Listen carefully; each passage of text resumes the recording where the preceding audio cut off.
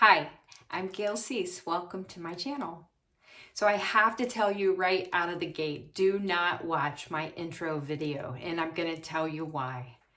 So after I did my first video, I knew it was bad. I knew it wasn't who I am. I was cringing.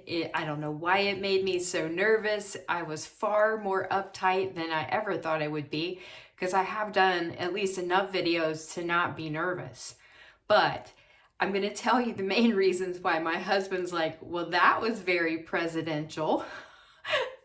So not my vibe. So not who I am.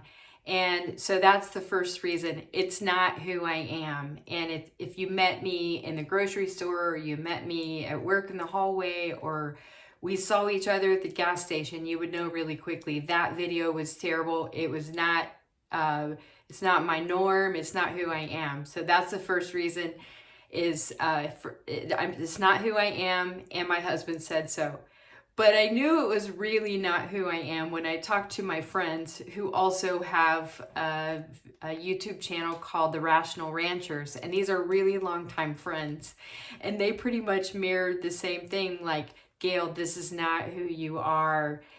You have to relax. You've got to just go with who you are. Be you. And so I took their advice to heart. Okay. The fourth reason, though, is I already mentioned slightly, I felt it. I felt the whole time I was doing the video, this is not who I am. Why do I feel so uptight about this? Okay, so if I'm going to tell you who I am, aside from, anything related to my resume or where I live or whatever else, you would find that I'm a very real person, probably too real for many people's tastes, but I'm very real. I'm very down to earth. I'm sort of no nonsense in general with who I am and how I approach things.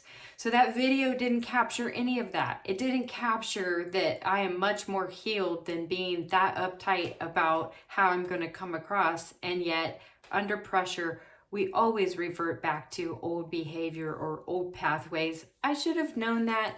I probably did the video maybe at a time where I was tired or I was already stressed, and it just played off of that energy. So I'm a lot more real than that. I'm a lot more healed than that. Truth be told, I'm a lot more forward and truthful than that. I don't have a big filter, and so I don't know why I was trying to be so cautious and so careful. If you came to my house and you sat with me on the patio or in my kitchen or even in here in my office, I think that you would find that you would get a very different version of Gail. You would get the one that really is who I'm trying to convey today. It's not like I'm trying to erase that. I'm actually going to leave that video out there because I'm going to be able to laugh at it for a really long time. And it's going to be good for my soul to go back and look at how stiff I was. It almost makes me belly laugh to even think about it. Next, I don't have anything to prove. I'm at a place in life that I don't want all the fluff and the bells and whistles and trying to bend and fold and be who people want me to be. I did that. I did that for the first 57 years of my life. Major people pleaser, major effort to try to recover from being that people pleaser. A lot of effort in trying to recover from, trying to be the good girl or trying to be good enough. That it's just behind me. At 59, I don't care about that stuff anymore. I care much more about things that are real and things that, even if it means that there's a lot of things cut away, I would much rather have the real than have the fake any day.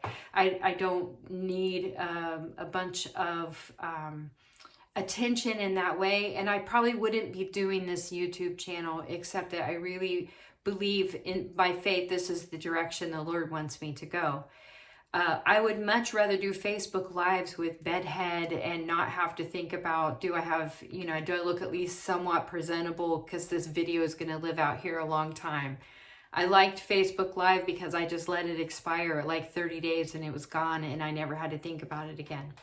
So you would find all those things about me. I think you would also find that I am not a performer. I just cannot perform. I can't put on a show. I can't just go around being on and being something that I'm not, which is what makes that video so daggone funny, is it's literally not who I am. The only person that I've come to know that I can be is me. It's just me. And you know, I would compare myself to, I'm like a really good dry red. Like, you either like dry red wine or you don't. You know, I can't stand white wine. I want nothing to do with it. I haven't had white wine ever in my life that I liked. But I like a really good strong red wine, and so that's me. You either like red wine or you don't, and that's all I can be. I can't pretend to be anything else that's different.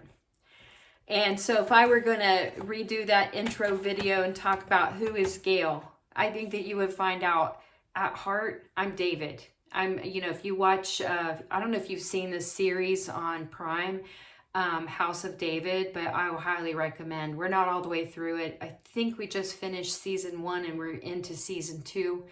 But I'm David at heart. Like, I'm the youngest of the family I grew up in. I also have a different dad than my siblings. So there's so many things about David that I identify with. But aside from those things, I'm a David at heart. I'm a worshiper, and I'm not a performer. If you want a song performed, I'm not your girl. You don't want me to be up there, because I'm probably going to be much more raw and straightforward than that. And it's just, I just can't put on a show. I would say I'm like Jacob, who wrestled with the angel of the Lord. Like, I have been a striver most of my life. I have, in the more recent season, learned to come to a place of rest and trust and living from rest and learning how to say no to things that I'm just not willing to tolerate anymore. And because they don't work, and they only cause me more stress and frustration. So I'm like Jacob, who wrestled with the Lord, but I have a limp. And I can't do anything about that limp. It's part of the fabric of who I am, and God, in his way, uses that for his glory. I would say I'm JL. You know, if you don't know the story of JL, look it up in the Bible. She's the one who, you know, was working in her tent, and a guy comes and the enemy comes to her tent asking for a glass of water, and instead she gives him a glass of milk, and he falls asleep, and she drives a tent peg through his head. I could absolutely see myself doing that. JL and Gail kind of rhyme. So I say that tongue in cheek, but I am very much somebody who would war for the right things and not think twice about it. In this YouTube channel, I'm probably going to tell on myself. I'm probably going to tell on other people. Maybe. I don't know. I take risks by nature in life. I don't have a problem taking giant leaps and jumping off of things that into the unknown. It just happens to be the path that God has had me on since I was 18. I would tell you I'm still learning, and I'm still growing, and I'm still evolving into the person, the woman of God that I've been called to be. But I still make a ton of mistakes, and I will sometimes, under great pressure, drop an F-bomb. I don't like that. Again, we go to what's familiar, and when you hear that in your home for the first 18 years, thousands and thousands of times, it somehow gets imprinted. It's still not. It's my responsibility. I know better. I can do better. I would say, to wrap this up, I'm here to support you. I'm here to share what I've learned. I love to give away what God has brought into my life, and I'm so grateful for the journey he's had me on. There were a lot of years I was not grateful, and I couldn't understand. I couldn't understand why he took me on a very different path than the one I wanted to be on. But I'm so deeply grateful now. I wouldn't trade any of the journey, any of the learnings, any of the education I've been fortunate to be exposed to. I wouldn't trade my coaching training. I wouldn't trade all the great people I've met along the journey. So I'm here to support you. I'm here to continue to steward what God has given me and to be able to give it away to other people. And so there's a couple things I want to read you that finish summing this up. First of all, it's a quote by Brennan Manning, if I can get past this little thing here. Okay, here's the quote by Brendan Manning. He is a great author. If you haven't read anything by him, check him out. He says, "When I get honest, I admit I'm a bundle of paradoxes. I believe and I doubt. I hope and I get discouraged. I love and I hate. I feel bad about feeling good. I feel guilty about not feeling guilty. I'm trusting and suspicious. I'm honest and I still play games. Aristotle said I'm a rational animal. I say I'm an angel with an incredible capacity for beer." That's Brendan Manning's quote. I don't like beer though, so that would not be my vice of choice. I'm not sure what would, besides chocolate maybe. Second thing I want to read to you real quick in wrapping. If you don't know the story of the Velveteen Rabbit, please do yourself a favor and get the book. You can get it at the library. You can find the whole link online. As a matter of fact, I will post the link with this video today so that you have access to it. But the Velveteen Rabbit has a passage that I have lived by. It says, "The Skin Horse had lived longer in the nursery than any of the others. He was so old that his brown coat was bald in patches and showed the seams underneath, and most of the hairs in his tail had been pulled out to string bead necklaces. He was wise, for he had seen a succession of mechanical toys arrive to boast and swagger, and by break their mainsprings and pass away. And he knew they were only toys, and would never turn into anything else. For nursery magic is very strange and wonderful, and only those playthings that are old and wise and experienced like the Skin Horse understand all about it." "What is real?" asked the rabbit one day when they were lying side by side near the nursery fender before Nana came to tidy the room. "Does it mean having things that buzz inside you and a stick-out handle?"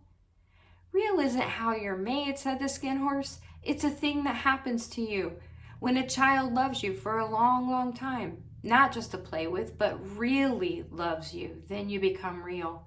"Does it hurt?" asked the rabbit. "Sometimes," said the Skin Horse, for he was always truthful. "When you are real, you don't mind being hurt." "Does it happen all at once, like being wound up?" he asked, "or bit by bit?" "It doesn't happen all at once," said the Skin Horse. "You become. It takes a long time. That's why it doesn't happen often to people who break easily or have sharp edges or have to be carefully kept. Generally, by the time you're real, most of your hair has been lopped off and your eyes drop out and you get loose in the joints and very shabby. But these things don't matter at all, because once you're real, you can't be ugly except to people who don't understand." "I suppose you are real," said the rabbit. Then he wished he hadn't said it, for he thought the Skin Horse might be sensitive. But the Skin Horse only smiled. "The boy's uncle made me real," he said. "That was a great many years ago. But once you're real, you can't become unreal again. It lasts for always." The rabbit sighed. He thought it would be a long time before this magic real happened to him. He longed to become real, to know what it felt like, and yet the idea of growing shabby and losing his eyes and whiskers was rather sad.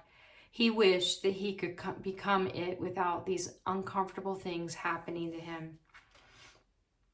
So I would end by saying that real is very much a core value that I have. The name of my coaching practice is Real Transformations Coaching and Consulting. That's how much I believe in it. I've had that coaching practice for 8 years, and I've learned a lot through it. But more than any of that, none of that is important at all, as important as it is when you know that you're loved by Jesus and you are loved by the Father, and that no matter what, even when you mess up, that you're still loved. That's what real is. That's what allows you to be real. It allows me to be real. So anyway, I hope that clears up why I said please don't watch my intro video. It's not who I am. And so I hope this gives you a little bit of an idea of who I am and where I hope to go. And if you're interested, follow me along and make sure that you subscribe. Thank you, and talk to you soon.